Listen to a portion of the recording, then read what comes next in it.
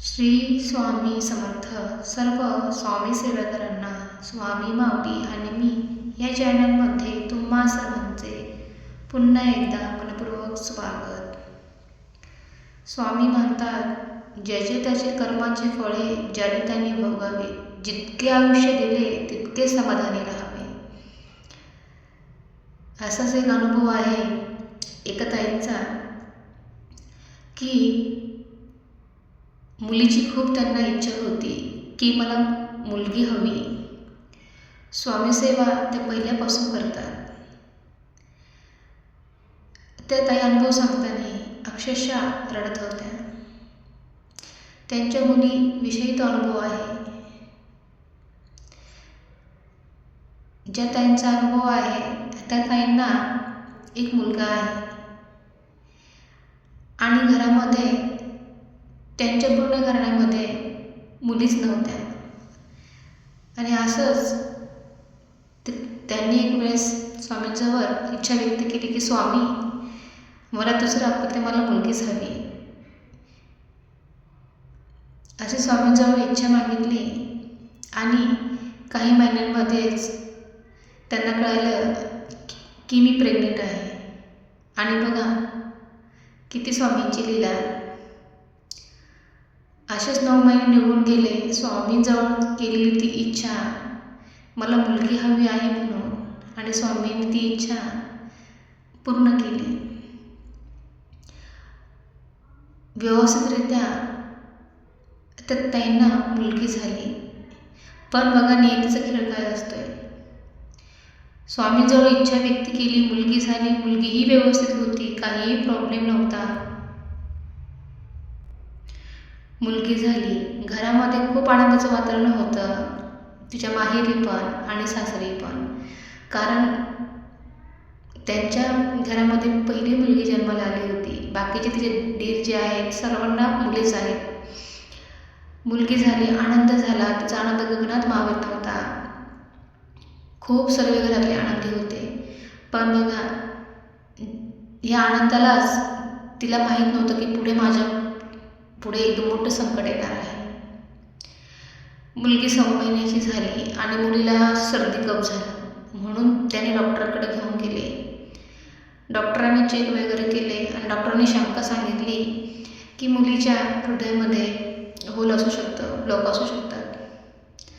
आणि ती बोलली, स्वामींनी दिलेला आशीर्वाद आहे, हा स्वामींचा प्रसाद आहे. स्वामी असं कसं काय करतील, माझी मुलगी एकदम सुखरूप असेल. आणि असं करून ती मुलगी व्यवस्थित झाली.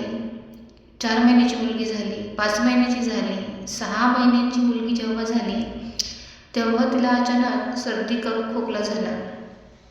ती एकदम व्यवस्थित होती बाकीच्या मुलांसारखी. आणि आपण असं कोणाला बोलू शकत नाही की तिच्या बाळाला असं व्हावे, तिच्या बाळाला तसं व्हावे.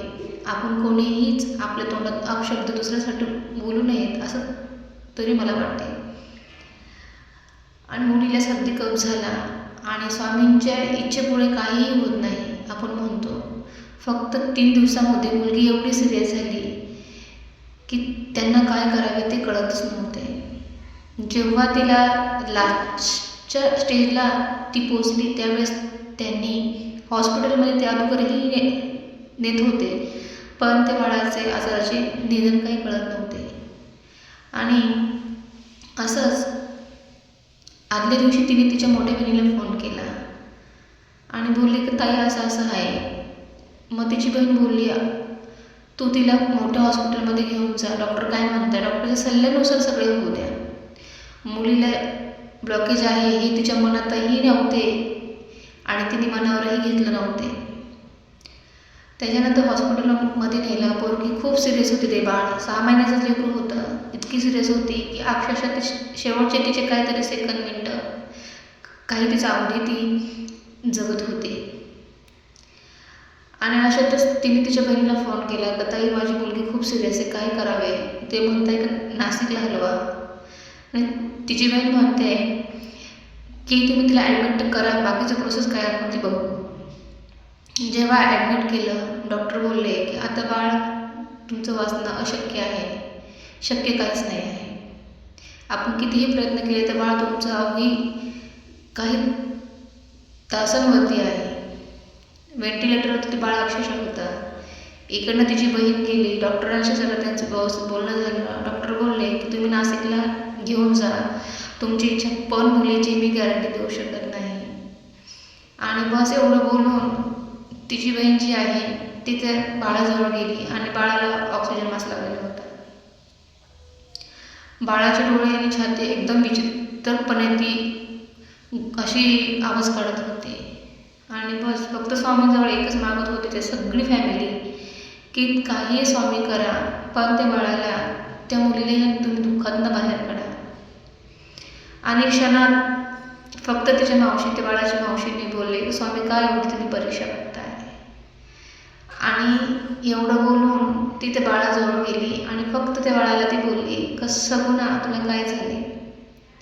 6 महिन्याच्या लेकराला आपले शब्द, आपला आवाज कळतो, माणसंही ओळखतं. आणि अक्षरशः अंगाला सांगताना अंगाला इतका काटा येतो आहे. ते बाळ त्याच्या मावशीकडं असं डोळे मोठे मोठे करून बघते आणि क्षणात तिचे प्राण जात आहे. आता एवढ्याच प्रसंगातून स्वामी तिला का वाचवलं नाही, तर आपण कोणालाही दोष देऊ शकत नाही, ना आपल्या स्वामी माऊलीला, ना आई वडिलांना, ना कोणाला. याच्यातून एकच कळलं, जेव्हा मुलीची ती आई आहे ती बोलली की मी, माझं काय चुकलं, माझी कुठं स्वामी सेवा कमी पडली की स्वामींनी मला एवढी मोठी शिक्षा दिली. तिच्या मावशीने तिला, त्या बाळाच्या मावशीने तिच्या मम्मीला सांगितलं का अगं हे काय नाही आहे, हे तुझ्या नशिबात नव्हतं मुलीचे योग, तरी स्वामींनी तुला, त्या बाळाला 6 महिने तुझ्या मांडीवर खेळवलं, अजून तुला काय पाहिजे आहे. आणि ते बाळ आल्यापासून त्यांच्या घरामध्ये सगळं व्यवस्थित झालं होतं, कुणाच्याही बाबतीत काहीही नव्हतं, सगळे व्यवस्थित होते, सगळ्यांचे वादविवाद मिटलेले होते. आणि ती जी मुलगी होती ती तसं काही लक्ष्मीच्या रूपात त्याच्या घरात आली होती. आणि शेवटच्या क्षणी ती सर्वांना माहेरच्या सासूच्या माणसात गोड करून गेली. आणि ती, त्या बाळाची मम्मी स्वामींना दोष देत होती की स्वामी तुम्ही असं का केलं, का माझ्या मुलीला वाचवलं नाही. आणि नंतर काही महिन्यात तिला कळालं की माझ्या नशिबात नसतानाही स्वामींनी मला माझ्या पुत्री मुलगी दिली, 6 महिने माझ्या मांडीवर खेळवले.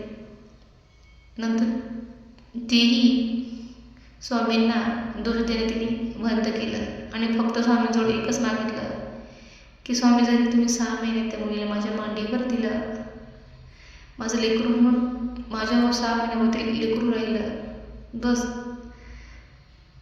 एवढंच. आणि एवढंच बोलून त्या बाळाची मम्मी खूप रडत होती.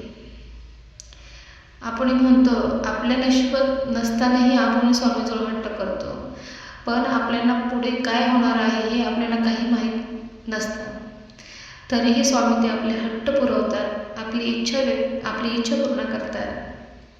आणि ती इच्छा पूर्ण न झाल्यामुळे किंवा झाल्यामुळे आपण स्वामींना दोष देतो.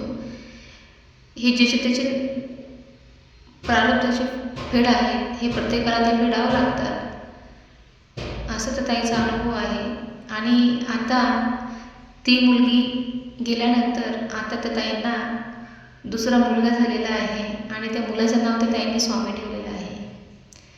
आणि असे स्वामीचा तो अनुभव त्या ताईंनी आपल्याबरोबर शेअर केला आहे. सर्वांना श्री स्वामी समर्थ.